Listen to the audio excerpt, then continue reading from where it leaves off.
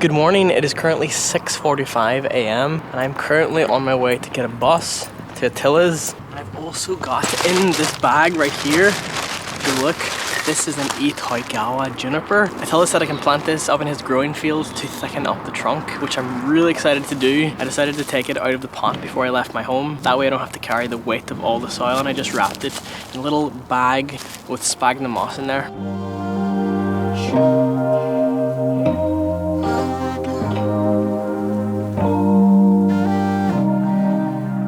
So I've just arrived in Dublin. It is currently 10:28. Good morning. Good morning. Good to see you. Hello. How's it going? He's getting the moss ready. We're just actually planning the next video. We're gonna plan the repotting the slanted bonsai forest video.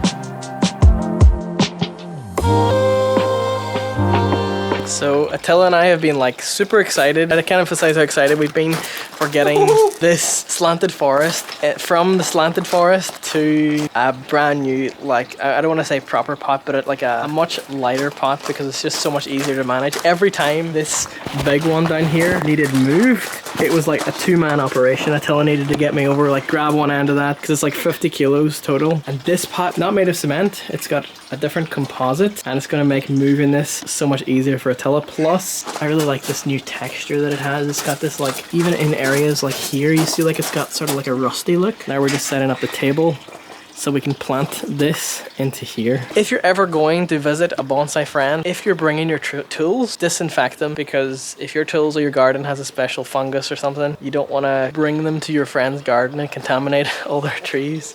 Very thoughtful, very thoughtful. Yeah, of course, you got to do that every time, just in case, you know, I'll get the blame then if something goes wrong. We're definitely doing there.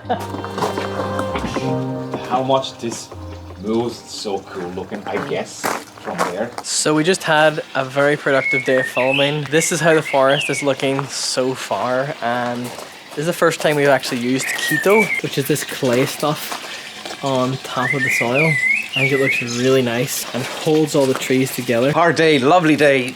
It looks like a completely different forest how we started, but the whole day was so nice and sunny, but when the sun is gone, you still feel the chill breeze. Yeah, my hands are freezing. We basically have two rows, like parallel two rows of trees. Now this one in here has a much more, differentiation, as I think in a natural forest would look. You have the different heights, different depths. So these ones here are much more forward than these ones here, so they're in a different plane. I think if I could go back like 2 hours and tell myself advice, I would say stop drilling the screws into the pot and trying to anchor it that way. Yeah. The keto is enough to like anchor it really securely in place without the need for any wires. We still used some steel wire and some screws, holes to where it really needed to. It feels like it's wired in, but it's not. I think these projects are because they're really, really young material, and we just playing around with them. So the best approach, how we did it 2 years ago, I think that was our best approach back then. Yeah. We never done it before. But we did with what we could with what we had at the time. Because you still have a lot of young materials, and then we tried one way. It was nice, but then we were like, okay, look, we have this new beautiful pot.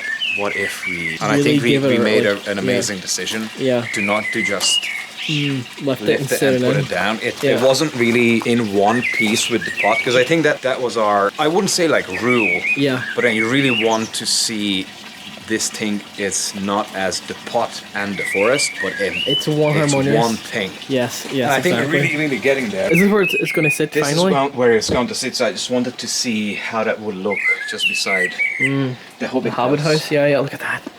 Look at that little, oh my goodness. How long did this take to make? It wasn't that long. If you count the whole hours together, you can do it in a day. I mean, a slab... Just making each component?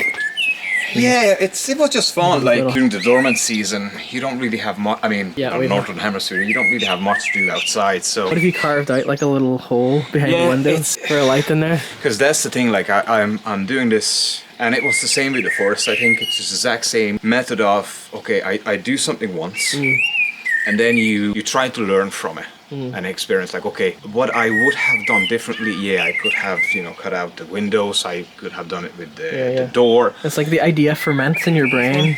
It's an Oriental Hornbeam. This Hornbeam, if you want to go down the other one, take me over. because that one it wasn't that ramified, so I was like I can sacrifice it for that project. But when it comes Look to at that. material like Oh, I this, love this one. Look at that. Oh my god.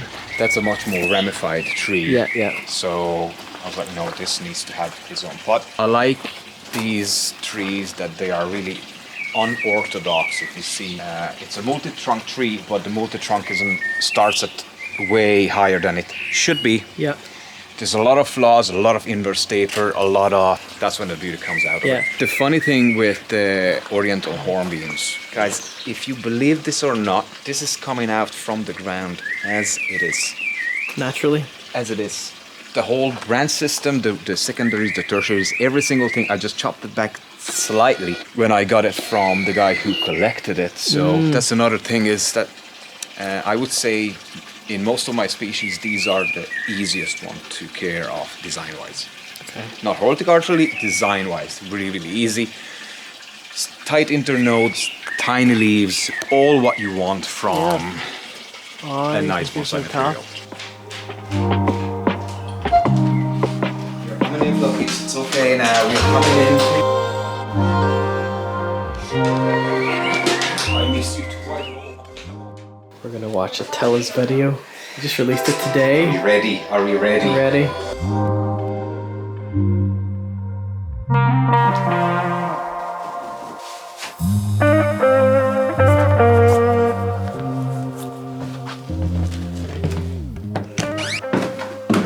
Good morning. Oh, very excited for this day. So we're just getting set up for day 2 of filming Slanted Bonsai Forest. Gotta make it look nice for the shots. This is the area that Attila has built. Actually, Attila built all of this, all these stands here for filming in. This is the yakisugi, where the wood is burnt with a blowtorch and then it's like scrubbed and oiled and it preserves it for much longer, right?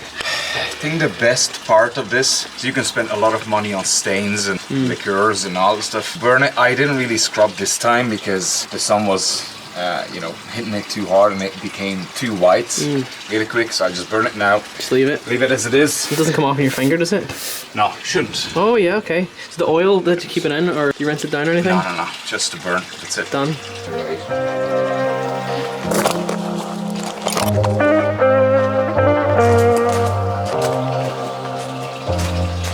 We set it all up, ready to record, everything was good to go, and then we realized like the lighting is just so harsh that the shots wouldn't look nearly as good if we wait to golden hour and do the shots then of putting the moss on. We're gonna just wait till like 4 p.m. as the sun gets lower in the sky, even lighting on the base of the forest, because right now if you look it's like all on the branches and it doesn't really look nice, it looks too flat. So instead we're gonna repot a different tree right now. You have the tree on hand, where is it? Big one. Alright, let's see. Oh my god, this is the one here. This is like, what, 400-year-old? It's an old one. Yeah. It's an Oriental Hornbeam. Really Oriental close to that. Hornbeam. It doesn't get to the nice red leaves as the Korean one, but Did the leaves still get as small? they're really, really tiny and really small. okay, The internodes yeah. are really close to each other as well. So So we're about to take a break from filming to get something to eat. And when you're filming, especially when the roots are exposed like this, you really don't want to leave them exposed too long or they'll dry out and then the tree will die. So with a little trick, we can just wrap the roots in a black bag. This will keep them nice and humid, keep them moist. So when you come back to work on it, the tree will be fine. These are some of Attila's trees. Look at that one. This is a dogwood. Lovely carving on the front of this. Nice branch structure. We just finished repotting. This is the new pot that it's in. It's got this lovely glaze on it. I really love how it's got this two-tone of teal and this nice brown at the bottom. Look at that tree. Oh my goodness. You happy with the repot? yeah, happy that we waited and we did this together.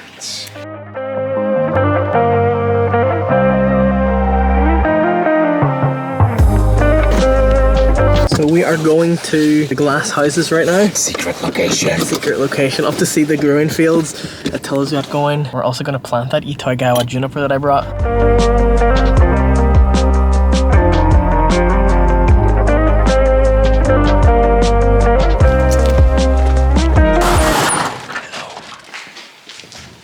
So I just planted my little Itoigawa Juniper into the growing fields. So this is the growing fields here. Attila's got all these trees the whole way up here. It's gonna be, these are all the bald cypress. They're gonna be all up here. And the little Itoigawa is down here. So hopefully it'll get lots of sun throughout the day. In this little spot here. In about like 5 years time, that will have thickened a good amount. I'm like absolutely in no rush to get it thicker or grow it any faster. I just wanna see what happens, so we stick it in here. This is the big one that we planted in that pot, and it's a part of this construction that Attila's made. What is this based on? Lord of the Rings? The Lord of the Rings. Minas Morgul. Oh, okay. When the hobbits going up to the tunnel. Oh, with a spider? Yeah. Oh, you should put a spider somewhere in here. I would never, not my thing to put miniatures. It's more like the hint. Let the imagination work just out. like if you would realize what it is. I would use breadcrumbs though. Okay. Just that, the hint what it is about. And then the forest, it is complete. Look at this. I would like to keep it outside where we can because of the birds, and it's potted, so... This is where it's at last year, right? Yeah. So we're gonna move some of these out. I'll just put this in back in. Okay. I think. There's space back there for it? Yeah. It's always space.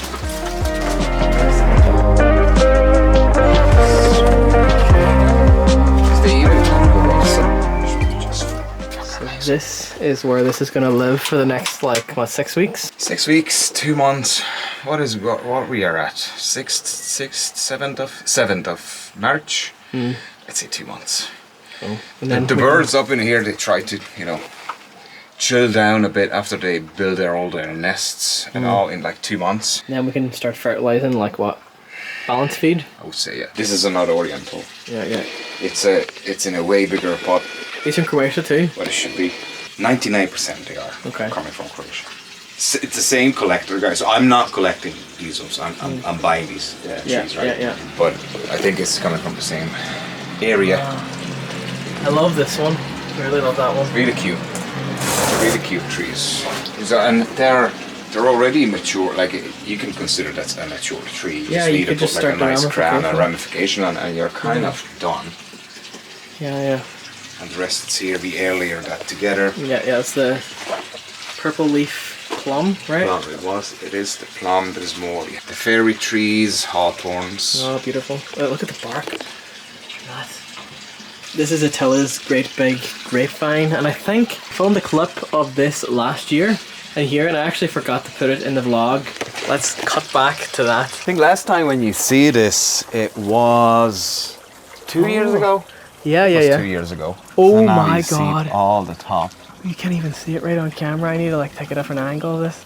Just change the lighting. Look at that. And Grapes. These are edible. they're actually cultivars for winemaking. But then you can eat them as well. Get them ripping off because they are still bitter.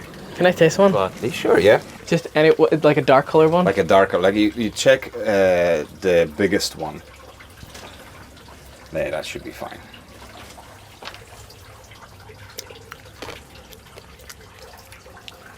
There's huge seeds in there. Grape. But yeah, they're getting there. Really another month or two. Actually, Oh god, it's looking really big. this was a gift from you. Yeah, I remember this.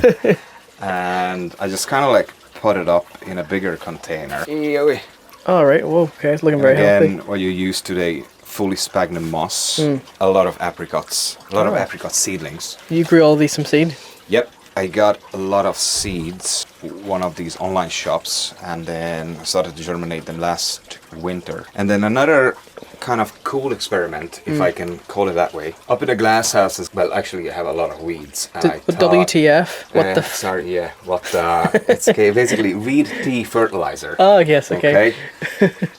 and I made a lot of batch of it and just diluted 1:1. A lot of you guys who did this before, and a lot of people said that 1 part of wheat tea fertilizer to like 10 parts of water, but I wanted to try out how it would do 1:1. And here you will be the judge after a few months. So this one is where I used it, and this is just basically normal rainwater. They started on the same height, okay? Even the color of the leaf, the one on the right looks slightly like darker, so it's more chlorophyll. And you see that the leaves are really, really huge.